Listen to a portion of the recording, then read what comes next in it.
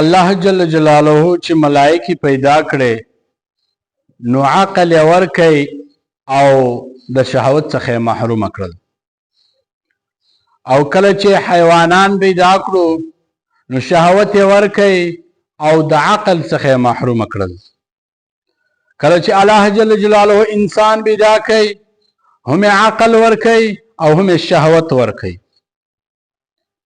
اوس کچيري عقل غالب سی پر شهوت باندې خود دغه مرتبه تر ملائکه هم پورته ده. کچيري شهوت غالب کی پر عقل باندې خود دغه مرتبه تر حیوانانو هم کشته ده، تر حیوانانو هم بدتر ده.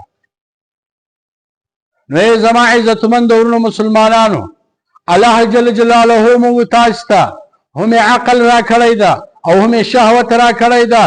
کچيري ماوتا عقل غالب کو پر شهوت باندې نو بیا زما استا مرتبه تر ملائکوم لړی، او کچيري ماوتا شهوت غالب کو پر عقل باندې بیا زما استا مرتبه تر حیوانانو هم کشته، ما او تا به تر حیوانانو هم بدتر یو.